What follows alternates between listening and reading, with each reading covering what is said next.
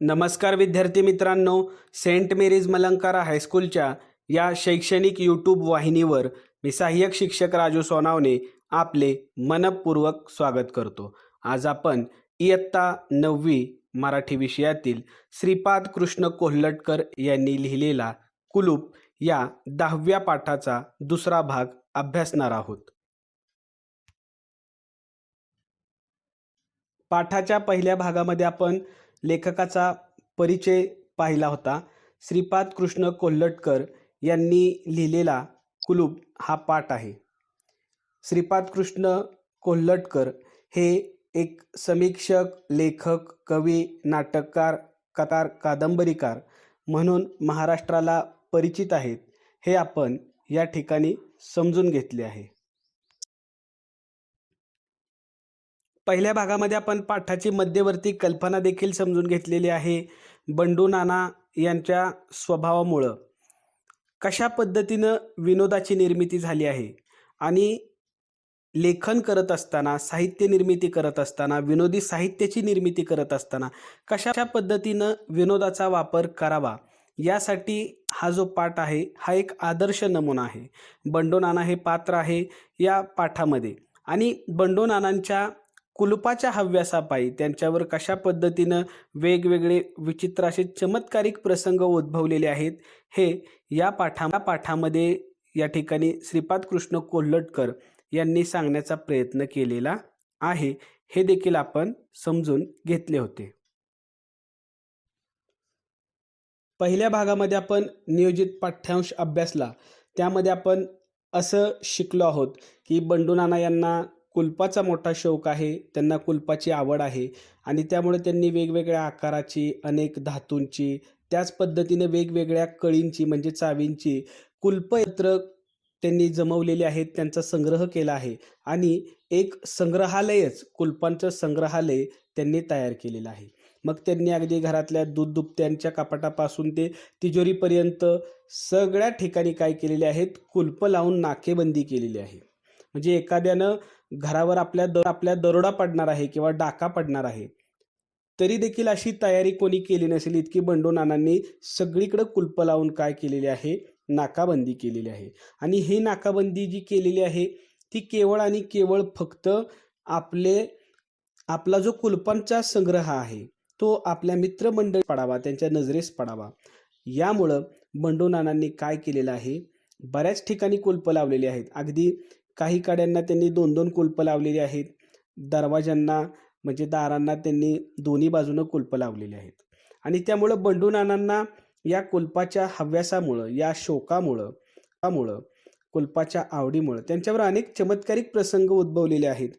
त्याचं एक उदाहरण देखील आपण पाहिलं, म्हणजे त्यांच्या कुटुंबाकडून म्हणजे त्यांच्या पत्नीकडून त्यांच्या घरामध्ये जी धान्याची कोठी होती, त्या कोठीची किल्ली किंवा चावी त्यांच्या पत्नीकडून म्हणजेच कुटुंबाकडून हरवली आणि ते कुलूप जरा थोडंसं वेगळ्या पद्धतीचं असल्यामुळे अगदी सगळ्या बाजारामध्ये त्यांनी त्या कुलपाची चावी शोधली, परंतु त्यांना तशी चावी सापडलेली नाही आणि एखाद्या लोहाराकडून ते कुलूप फोडावं अशी कल्पना देखील बंडू नानांच्या मनामध्ये आली नसती, कारण आपल्या एखाद्या पोटच्या मुलाप्रमाणे करायचे आणि त्यामुळं कुलूप फोडताना पाहणं हे बंडू नानांना शक्य झालं नसतं आणि त्यामुळं त्या कुलपाकडे फक्त पाहत त्यांना बसावं लागलं। मग त्या कोठीची चावी हरवल्यामुळं त्यांच्या घरात त्या दिवशी कुठल्याही पद्धतीचं जेवण तयार झालेलं नाही, त्यांना तो दिवस उपवासात काढावा लागला। दुसऱ्या दिवशी द्वादशी होती, तो देखील दिवस त्यांना उपवासाचाच काढावा लागला, म्हणजे त्यांना कोणतंही पदार्थ खायला त्यांना मिळालेला नाही। अगदी धार्मिकपणानं त्यांनी दोन्ही दिवस व्यक्त केलेत। अगदी बंडू नानांना खूप अशक्तपणा आला, डोळे पांढरे त्यांची होण्याची वेळ आली होती आणि अशा पद्धतीचा प्रसंग आपल्या शेजाऱ्यांवर उद्भवलेला आहे। त्यामुळं बंडू नानांचे शेजारी त्यांच्याकडे गेले आणि त्यांनी काय केलेलं आहे, तर ते कुलूप फोडण्यासाठी त्यांनी लोहाराला नेलं आणि ते कुलूप त्या ठिकाणी फोडलं। परंतु त्यामुळे नाना बरेच दिवस त्यांच्याशी बोलले नाहीत आणि नाना हे अतिशय मानी स्वभावाचे होते, म्हणजे स्वाभिमानी होते, कोणाकडून त्यांनी पसाभर धान्य देखील मागितलेलं नव्हतं। म्हणजे अशा पद्धतीने बंडू नानांवरती अनेक चमत्कारिक प्रसंग उद्भवलेले आहेत आणि विशेषतः हे जे प्रसंग त्यांच्यावर उद्भवलेले आहेत, हे प्रसंग त्यांच्या पत्नीमुळे उद्भवलेले आहेत. कारण बंडू नाना त्यांच्या कुलपांच्या ज्या किल्ल्या आहेत, चाव्या आहेत, ते स्वतःच्या जानव्यात अडकवत असायचे आणि ज्या त्यांच्या कुटुंबाच्या म्हणजे पत्नीच्या ताब्यात ज्या किल्ल्या असतील, चाव्या असतील, त्या मात्र हरवायच्या आणि त्यामुळं तशा पद्धतीच्या घटना घडल्यामुळं बंडू नाना यांनी जी साधी बाजारी कुलपं आहेत, अगदी सिंपल कुलपं आहेत, तीच फक्त त्यांनी काय केली, आपल्या पत्नीच्या स्वाधीन केली आणि जी चांगली आहेत कुलपं, ती मात्र त्याच्या चावे त्यांनी स्वतःजवळ ठेवलेल्या आहेत. आता याच्यामुळे देखील त्यांच्यावर चमत्कारिक प्रसंग असे उद्भवलेले आहेत. म्हणजे काय, तर जी साधी बाजारी कुलपं आहेत, त्याला चावीचीच गरज लागे असं नाही, लक्षात घ्या. त्याला खिळा किंवा किल्ली किंवा एखादी काडी किंवा हिसकेने म्हणजे जोरात ओढलं तरी ते कुलूप निघत असायचं. अशा पद्धतीनं ह्या कुलपांच्या हव्यासापोटी बंडू नानांच्या घरातल्याच म्हणजे एका चोरानं काय केलेले, तर ही कुलपाशी सहज निघतायत. त्यामुळं एक घरातला विश्वासातला चोर देखील त्यांच्या घरात चोरी करून पळून गेला होता आणि त्यामुळं बंडू नानांना प्रश्न पडला की आता नेमकं कोणतं कुलूप लावावं. तर आपण असं देखील पाहिलं की एक कुलूप असं लावलं की जे अक्षर कुलूप होतं. लक्षात तुमच्या आलं असेल, अक्षराचं कुलूप त्यांनी लावलं आणि तरी देखील मोठ्या महत्प्रयासानं त्यांनी काय केलं, ते कुलूप लावलं. परंतु ते तिजोरी अंधारात असल्यामुळं त्यांना त्या कुलपाची अक्षरं जुळवायमुळं त्यांनी ती तिजोरीसुद्धा उजेडात आणली. परंतु आता तिजोरी उजेडात आणल्यामुळं काय झालं, तर ती जी अक्षरं आहेत ती इतरांना दिसू लागली. त्यामुळं बंडू नानांच्या ह्या कुलपाची जी हव्यास आहे, त्यामुळे त्यांच्यावर बरेचसे प्रसंग उद्भवलेले आहेत आणि त्यामुळं ही कुलपंसुद्धा आहेत, जे अक्षरांची कुलपं होती ती सुद्धा कुचकामी ठरली आणि त्यामुळं दुसरं कुलूप त्यांना लावायची योजना त्यांनी आखली. ते म्हणजे ते कुलूप नुसतं दाबलं की लागते आणि उघडताना त्याला किल्ली लागत असायची. तर इथपर्यंतचा भाग आपण याच्या आधीच्या म्हणजे आपल्या पहिल्या भागामध्ये अभ्यासला होता. पुढचा परिच्छेद. एके दिवशी बंडू नाना आम्हाकडे हर्षित मुद्रेने येऊन म्हणू लागले. एक दिवस असं झालं की बंडू नाना खूप हर्षित म्हणजे ते खूप आनंदी होते. आनंदी चेहऱ्याने ते त्यांच्या मित्रमंडळींच्या जवळ गेले आणि काय म्हणतायत, आमच्या आर्यभूमीच्या पुत्रांना कल्पकता नाही म्हणून चोहोकडे ओरड चालू आहे. काय म्हणतायत, तर आपल्याकडचे जे आर्यभूमी म्हणजे भारत देशातल्या पुत्रांना म्हणजे भारतीयांना कल्पकता म्हणजे इमॅजिनेशन नाही म्हणून चोहोकडे ओरड चालू आहे. सगळे ओरडतायत की भारतीय समाजाकडे कल्पकता नाही, इमॅजिनेशन नाही. बंडू नाना काय म्हणतायत, पण हा आरोप निव्वळ खोटा आहे. बंडू नानांना असं म्हणायचंय की हा जो आरोप होतोय तो खोटा आहे. तर बंडू नाना काय म्हणतायत बघा, का खोटा आहे. अहो, आम्हाला संधी मिळत नाही साधी. ती मिळाली तर आम्हामध्ये शेकडो एडिसन झाले असते. बंडू नानांचं असं म्हणणं आहे की भारतीयांना संधी मिळत नाही, अपॉर्च्युनिटी मिळत नाही. जर संधी मिळाली तर मात्र भारत देशामध्ये एडिसन सारख्या दर्जाचे शास्त्रज्ञ होतील किंवा झाले असते, असं बंडू नानांना म्हणायचे. आता त्यांच्या मित्रमंडळींना बंडू नाना असं का म्हणतायत त्याबद्दल त्यांना विचारावंसं वाटलंय त्यांना. देशाभिमानाच्या या उकळीचा अर्थ विचारता बंडू नानांनी प्रथम आपली कोणत्याही प्रकारे स्तुती करणार नाही असे आम्हापासून वचन घेतले. देशाभिमानाच्या म्हणजे बंडू नाना आज आर्यभूमीच्या पुत्रांना कल्पकता नाही वगैरे असे का म्हणतायत म्हणून त्यांनी विचारलं. इतका देशाचा अभिमान, इतका भारत देशाबद्दल त्यांना प्राऊड फील का होते, उकळीचा म्हणजे त्यांना कशासाठी असे म्हणावंसं वाटले विचारलं. तर बंडू नानांनी आधी त्यांनी वचन घेतलं की तुम्ही माझी कुठल्याही पद्धतीची स्तुती करायची नाही. म्हणजे काय, तर माझी प्रशंसा करायची नाही. मग पुढे ते काय म्हणतायत, नंतर लोहाराच्या मदतीने त्यांनी स्वतः तयार केलेले एक कुलूप दाखवले. बंडू नाना यांना कुलपाचा शौक आहे, हव्यास आहे आणि त्यामुळं त्यांनी काय केलेलं आहे, स्वतः लोहाराला मदतीला घेतलं आणि त्यांनी एक कुलूप तयार केलेलं आहे. बघा, आणि ते काय म्हणतायत, ते म्हणाले, या कुलपाची कल्पना मला आमच्या तिजोरीच्या कुलपावरून सुचली. बंडू नाना सांगतायत की हे कुलूप मी बनवलेलं आहे, परंतु या कुलपाची कल्पना मला आमचं तिजोरीचे जे कुलूप आहे त्यातून सुचलेली आहे, असं बंडू नाना म्हणतायत. पुढं ते काय सांगतायत, या कुलपाचे गुणधर्म त्या कुलपाच्या अगदी विरुद्ध आहेत. बघा काय सांगतायत, की आमच्या तिजोरीचं जे कुलूप आहे त्या कुलपाच्या अगदी हे कुलूप काय आहे, विरुद्ध आहे.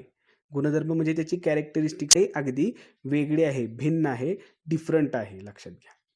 मग आता नेमकं कसं हे कुलूप आहे, तर त्या कुलपास उघडण्याला किल्ली पाहिजे, याला लावताना मात्र पाहिजे. ते कुलूप नुसते दाबून लावता येते, माझे नुसत्या हिसड्या सरसे उघडते. बघा किती अगदी बंडू नानांचं जितकं कौतुक करावं तितकं कमी. काय म्हणतायत, की माझे जे कुलूप आहे तिजोरीचे ते कसं आहे, तर त्याला उघडताना किल्ली पाहिजे, लावताना ते दाबलं की लागते. परंतु बंडू नाना असं म्हणतायत, की माझ्या कुलपाला काय आहे, लावताना त्याला चावी पाहिजे, उघडताना त्याला चावी नको. हिसड्या सरशी म्हणजे त्याला हिसडा म्हणजे ते जोरात त्याला हिसका दिला, ओढलं जोरात तरी ते कुलूप माझं निघते. असं कुलूप, इतकं छान कुलूप बंडू नानांनी काय केलेलं आहे, तयार केले. म्हणजे तुम्ही कल्पना करू शकता की बंडू नाना हे खरंच व्यक्तिमत्व विनोदी आहे. म्हणजे कुलूप असं पाहिजे की ते चावीशिवाय निघू नये, आणि ह्यांचं कुलूप आहे ते ओढले की निघते. म्हणजे कुलूप लावून सुद्धा काय अर्थ नाही. हे कुठं कुलूप लावतायत बघा, ते कुलूप मी आता तिजोरीला लावून पूर्वीचे काढून टाकणार. म्हणजे पूर्वीचं चांगलं कुलूप आहे, त्याला चावीनं ते उघडता येते, ते बंडू नाना कुलूप काढतायत, आणि ह्याचा शोध लावला हे हिसक्यानं निघणारं कुलूप आहे, हे तिथं लावतायत. असं बंडू नानांच्या या थोड्याशा विचित्र स्वभावामुळं या पाठामध्ये विशेषतः विनोद निर्मिती झालेली आपल्याला पाहायला मिळते. पुढचा परिच्छेद. हा अकल्पित प्रकार ऐकून आम्ही नानांचे मन वळवण्याचा पुष्कळ प्रयत्न केला, पण ज्याचे नाव ते. हा अकल्पित म्हणजे कल्पना न केलेला किंवा न ऐकलेला असा हा नानांनी शोध लावला होता कुलपाचा, की जे कुलूप फक्त ओढलं की निघणार आहे. अशामुळं चोरी होऊ शकते किंवा होईलच. त्यामुळं बंडू नानांचा बराच वेळा मन वळवण्याचा प्रयत्न केला, परंतु बंडू नाना ऐकणार नाही, कारण ज्याचे नाव ते. कारण बंडू नाना हे खूप जिद्दी होते. नानांच्या अंगी दृढनिश्चय हा एक अलौकिक गुण होता. अलौकिक म्हणजे सहसा कुणाकडेही तो पाहायला न मिळणारा, अशा पद्धतीने दृढनिश्चय, ज्याला आपण डिटर्मिनेशन असं म्हणतो इंग्लिशमध्ये, तर तो गुण नानांमध्ये होता. आपल्या लोकांत कोणत्याही कलेला उत्तेजन नाही, अशी पुटपुट करत त्यांनी ठरलेला बेत लागलीच अंमलात आणला. काय नाना म्हणतायत, नानांना सगळे सांगत होते की नाना हे जे कुलूप आहे हे छान आहे, परंतु तुम्ही ते तिजोरीला लावू नका. परंतु बंडू नाना काय म्हणतायत, बंडू नानांना असं वाटलं की हे त्यांना काय करतायत, तर निगेटिव्ह करतायत, त्यांचा चांगलं म्हणणं आहे ते मोडीत काढतायत. म्हणून ते म्हणतायत आपल्या लोकात ते कलेला उत्तेजन नाही, म्हणजे मोटिवेशन देत नाहीत. उत्तेजन म्हणजे मोटिवेशन देत नाहीत की तुम्ही चांगला शोध लावला आहे, हे कुलूप लावा. त्यांनी स्वतःशीच पुटपुट केली, आणि जो बेत म्हणजे योजना त्यांनी जी आखली होती ती लगेच अंमलात आणली, म्हणजे ते कुलूप तिजोरीला लावलं. थोड्याच दिवसात आमच्या अनुमानाप्रमाणे तिजोरीची चोरी झाली.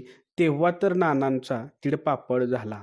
ते म्हणाले, आमच्याकडे चोरसुद्धा देश बुडवे व कलेला आश्रय न देणारे असतात. बघा म्हणजे काय, बंडू नानांनी ते कुलूप लावलं, आणि थोड्याच दिवसात अनुमानाप्रमाणे म्हणजे असं वाटलं होतं, तसं कल्पना केली होती, तशा पद्धतीनं बंडू नानांच्या तिजोरीची चोरी झाली. आणि त्यावेळेस बंडू नानांचा तिळपापड झाला. तिळपापड म्हणजे त्यांना खूप क्रोध आला, त्यांना राग आला, त्यांची चिडचिड झाली, आणि ते म्हणतायत आमच्या भारत देशातले, आमच्याकडचे म्हणजे आमच्या भारतातले चोरसुद्धा कसे आहेत, देश बुडवे आहेत, देशाला बुडवणारे आहेत, आणि कलेला आश्रय न देणारे आहेत. म्हणजे बंडू नानांना चोरी झालेल्याचं दुःख नव्हतं, परंतु त्यांचं ते कुलूप चोरांनी काय केलेलं आहे, तर उघडलेलं आहे, त्याचं दुःख बंडू नानांना झालेलं आपल्याला पाहायला मिळतं. पुढचा परिच्छेद. यानंतर नानांनी तिजोरीस घंटेचे कुलूप लावले व ती आपल्या निजायच्या खोलीत नेऊन ठेवली. अनेक वेळा बंडू नानांच्या तिजोरीत चोरी झाली, आणि त्यामुळं यावेळेस बंडूनानांनी घंटा ज्याला इंग्लिशमध्ये आपण बेल असं म्हणतो, घंटेचं कुलूप त्यांनी त्या तिजोरीला लावलं आणि तिजोरी निजायच्या म्हणजे झोपायच्या त्यांच्या खोलीमध्ये नेऊन त्यांनी ठेवली. ते म्हणाले, आता मात्र चोर माझ्या हाती निसंशय सापडणार. आणि अशा पद्धतीचं वेगळं कुलूप लावल्यामुळं बंडूनाना काय म्हणतायत की आता मात्र चोर काय होईल, माझ्या हाती निसंशय म्हणजे सापडेल, याबद्दल काहीही शंका नाही. तो चोर सापडणार आहे. बेट्याला कळणार सुद्धा नाही की किल्लीचा प्रयोग सुरू होताच घंटा वाजायला लागून घरातील सर्व मंडळी जमतील व तत्काळ त्याला कोतवाल चावडी दिसेल. बघा काय सांगितलेलं आहे की बंडूनाना म्हणतायत की चोर मला सापडेल आणि त्या बेट्याला म्हणजे चोराला कळणार सुद्धा नाही की किल्लीचा प्रयोग सुरू होताच म्हणजे त्या कुलपाच्या त्या तिजोरीच्या कुलपाला किल्ली लावली, चावी लावली की घंटा वाजेल आणि घंटा वाजली की घरातील सगळे काय होतील, जागी होतील आणि तत्काळ म्हणजे चोराला पकडतील आणि काय करतील, कोतवाल चावडी म्हणजे न्यायदानाच्या ठिकाणी त्याला नेण्यात येईल असं बंडूनाना म्हणाले. घंटेच्या आवाजाबरोबर मी ताडकन उठून त्याच्या मानगुटीस बसलोच समजा. आणि बंडूनाना म्हणतात घंटेचा आवाज आला की मी पळत जाईन, उठेन, ताडकन उठेन आणि धावत पळत जाऊन त्याच्या मानगुटीस म्हणजे त्याच्या मानेला पकडेन. हा विचार आम्हालाही पसंत पडला. त्यांच्या इतर मित्रमंडळींना देखील बंडूनानांनी ही जी योजना सांगितली ती आवडली, पसंत पडली म्हणजे त्यांनी त्याला सहमती दर्शवली. ज्या दिवशी ते कुलूप लावण्याचा बेत ठरला त्याच दिवशी रात्री आम्हाला घंटानाद ऐकू आल्यामुळे आम्ही बंडूनानांच्या निजायच्या खोलीत गेलो. तो काय चमत्कार सांगावा. बंडूनाना स्वतः उजव्या हाताने तिजोरीचे कुलूप उघडत असून डाव्या हाताने आपलाच उजवा हात जोराने पकडून चोर चोर म्हणून ओरडत आहेत. बघा बंडूनानांनी हे घंटेचं कुलूप तिजोरीला लावलं आणि ते त्यांच्या मित्रमंडळ तो ज्या दिवशी लावलं त्या दिवशीच त्यांच्या घरामध्ये घंटेचा आवाज ऐकू येऊ लागला आणि त्यामुळं बंडूनानांच्या मित्रमंडळींना असं वाटलं की कदाचित आता काय झालेलं आहे, तर बंडूनानांच्या घरात चोर आलेला आहे आणि म्हणून हे सगळेजण पाहायला तिथे गेले. तर तिथं त्यांना वेगळाच चमत्कार पाहायला मिळालेला. काय झालेलं आहे, बंडूनाना उजव्या हाताने काय करतायत तर उजव्या हाताने काय करतायत म्हणजे ते स्वतःच कुलूप उघडतायत. डाव्या हाताने आपला हात उजवा हात पकडलेला आहे त्यांनी आणि ते मोठमोठ्यानं चोर चोर चोर असं ओरडत आहेत. अशी अनेक प्रसंग बंडूनानांबद्दल या पाठामध्ये आपल्याला पाहायला मिळत आहेत. अतिशय विनोदी पाठ आहे. यानंतर लवकरच आमच्या गावात लोकांची एक टोळी आली. यांच्या गावामध्ये लोकांची एक टोळी म्हणजे काय तर एक समूह, एक ग्रुप आला लोकांचा. आता हे कोणती लोक आहेत, अशी टोळी आली ज्यांच्याजवळ चाकू, सुऱ्या, कुलपे वगैरे बरेच जिन्नस विकण्यासाठी होते. अशी लोक आली होती की त्यांच्याजवळ चाकू, सुऱ्या, कुलप असे जिन्नस म्हणजे अनेक वस्तू त्यांच्याजवळ विक्रीसाठी होत्या. त्यांच्याजवळची बहुतेक कुलपे बंडूनांनीच विकत घेतली व ती घरातील सर्व जुनी कुलपे काढून त्यांनी त्यांच्या जागी या नवीन कुलपांची स्थापना केली. बघा बंडूनानांनी काय केलेलं आहे तर सगळी ही जी जुनी कुलपं आहेत ती काढली. बंडूनानांनी या जी चाकू सुऱ्या विकायला आलेली व्यक्ती होती त्यांच्याकडून बहुतेक कुलपं बंडूनानांनी विकत घेतली आणि घरातली सगळी जुनी कुलपं काढली आणि ही विकत घेतलेली कुलपं त्यांच्या जागी त्यांनी लावलेली आहेत. स्थापना केली म्हणजे लावली. आता पुढं काय घडलेलं आहे तर कर्मधर्म संयोगाने एक नाटक मंडळीही याच सुमारास आमच्या गावात आलेली होती. धर्म संयोगाने म्हणजे काय तर योगायोगानं सायमल्टेनियसली काय झालं म्हणजे ते आले आणि ते एका वेळेसच काय झालेलं आहे तर लागलीच, थोडक्यात मराठीमध्ये लागलीच म्हणजे हेही आले आणि तेही आले अशा पद्धतीनं काय झालेलं आहे तर एक नाटक मंडळीही, नाटक दाखवणारे काही लोक गावामध्ये आले. तिचा पहिला प्रयोग सुभद्रा हरण अथवा चौर्य विपाक त्याच दिवशी होता. नाटकाचा पहिला प्रयोग म्हणजे नाटक अनेक भागामध्ये असतं, त्याचा पहिला प्रयोग होता त्याचं नाव आहे सुभद्राहरण किंवा चौर्य विपाक त्या दिवशी होता. आणि त्यामुळं काय झालेलं आहे, यास्तव आपली सर्व मंडळी बरोबर घेऊन बंडू नाना निर्भय चित्ताने नाटकाला गेले. बंडू नानांनी घरातल्या सगळ्या व्यक्तींना घेतले आणि ते निर्भय चित्ताने म्हणजे न घाबरता नाटक पाहायला गेले. जाताना त्यांनी म्हटले सुद्धा की आता चोरांना म्हणावे, या कशी चोरी करता ती पाहू. आणि जाताना त्यांनी टोमणा मारलाय, टॉन्ट मारलाय चोरांना. काय म्हणतायत की चोरांनी आता या आणि कशी चोरी करतायत ती मला पाहायची आहे. तुमच्या बाप जन्मी सुद्धा अशी तऱ्हेतऱ्हेची कुलपे तुम्ही पाहिली नसतील. आणि बंडू नाना काय म्हणतायत की अशी तऱ्हेतऱ्हेची म्हणजे अशी वेगवेगळी कुलप तुम्ही बाप जन्मी म्हणजे या जन्मात तुम्ही कधीही पाहिलेली नसतील, असं बंडू नाना नाटक पाहायला जाताना म्हणत आहेत. पुढचा परिच्छेद.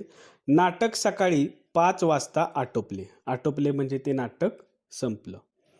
नाना परत येऊन पाहतात तो सर्व पेट्यांची कुलपे जशीच्या तशी असून आतील मात्र चोरीस गेलेला. बघा काय झालेलं आहे, तर बंडू नाना नाटक संपल्यावर घरी आले आणि घरी येऊन त्यांनी पाहिलं तर त्यांच्या पेट्यांची जी कुलपं आहेत ती जशीच्या तशी होती, परंतु त्या पेट्यांमध्ये जो माल म्हणजे जो ऐवज रक्कम जे होते ती मात्र चोरीला गेलेली. ही टोळी ही पळून गेलेली आढळली आणि त्यांनी शोध घेतला गावात चोरी झाली कसे कुठून. तर त्यांना असं लक्षात आलं की ही नाटक मंडळी किंवा चाकू सुऱ्या विकायला आलेली ही सगळी पळून गेलेली होती. त्यावरून उघड असे अनुमान निघाले की या लोकांनी बिचाऱ्या भोळसर नानांकडे आपली सर्व कुलपे खपवून पुढे रात्री अनायसे त्यांनी स्वतःच्याच किल्ल्या चालवून सारा माल लांबवला. आणि त्यावरून असा अनुमान म्हणजे निष्कर्ष असा निघाला की ह्या चाकू सुऱ्या विकायला जिन्नस विकायला ह्या ज्या व्यक्ती आल्या होत्या त्यांनी बिचाऱ्या भोळसर म्हणजे साध्या असणाऱ्या नानांना सगळी कुलपे खपली आणि रात्री आयतच त्यांना काय झालेलं आहे संधी सापडली आणि त्यांच्याकडे असणाऱ्या किल्ल्यांनी ते त्यांची घरातले सगळ्या पेट्या त्यांनी उघडल्या आणि त्यातून जे मौल्यवान वस्तू होत्या त्या त्यांनी चोरून नेल्या. माल लांबवला म्हणजे चोरी केली.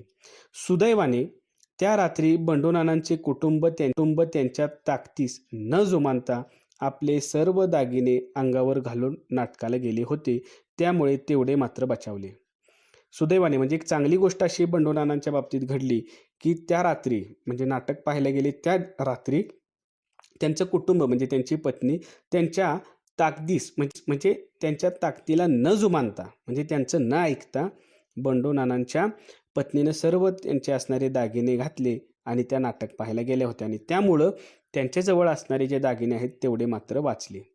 यापुढे बंडू नानांस नेहमी त्यांच्या कुटुंबाने टोमणा द्यावा की दागिने घालण्याच्या माझ्या हौशीबद्दल आपण मला सदा दोष लावत होता, पण शेवटी आपल्या कुलपांपेक्षा माझ्या हौशीनेच आपल्या मिळकतीचा बचाव केला. बघा आणि त्यामुळं बंडू नानांची पत्नी आहे तिनं टोमणा म्हणजे टॉन्ट मारला. काय म्हणते त्यांच्या पत्नी काय म्हणते की दागिने घालण्याची माझी जी हौस आहे त्याबद्दल तुम्ही मला नेहमी दोष लावता, परंतु तुमच्या कुलपाच्या हौशेपेक्षा माझ्या हौशीमुळेच तुमच्या मिळकतीचा म्हणजे तुमच्या संपत्तीचा बचाव झाला. बिचारे बंडू नाना तरी यावर काय बोलणार, त्यांच्या तोंडाला आपोआपच कुलूप बसले. आणि या सगळा प्रकार पाहून ऐकून बंडू नाना बिचारे काय बोलणार आहेत, त्यांच्यासुद्धा तोंडाला आता कुलूप बसलेलं आहे, कारण त्यांना कुलपाचा शौक होता आणि त्यामुळे त्यांच्यावर अनेक चमत्कारिक प्रसंग उद्भवले आणि शेवटी त्यांच्या तोंडाला सुद्धा काय झालेलं आहे, कुलूप बसलेलं आहे. अशा पद्धतीनं हा खूप छान विनोदी असा पाठ आहे. विद्यार्थी मित्र हो, कुलूप या पाठाचा दुसरा भाग या ठिकाणी आपण अभ्यासला, त्याचं स्पष्टीकरण आपण पाहिलं. त्यावर आधारित एक स्वाध्याय आपण सोडवणार आहोत. त्या स्वाध्यायाचं मी प्रकट वाचन करतोय. प्रश्न: बंडू नानांच्या तोंडाला आपोआपच कुलूप बसण्याची तुम्हाला समजलेली कारणे स्वभाषेत लिहा. पुन्हा एकदा मी स्वाध्याय वाचतोय. स्वाध्याय. प्रश्न: बंडू नानांच्या तोंडाला आपोआपच कुलूप बसण्याची तुम्हाला समजलेली कारणे स्वभाषेत लिहा. तर विद्यार्थी मित्रांनो, या पाठाचा दुसरा भाग आपण अभ्यासला. स्वाध्याय देखील आपण पाहिलेला आहे. तर आपण इथं थांबूया. पुन्हा भेटूया आपण पुढच्या भागामध्ये. तोपर्यंत धन्यवाद.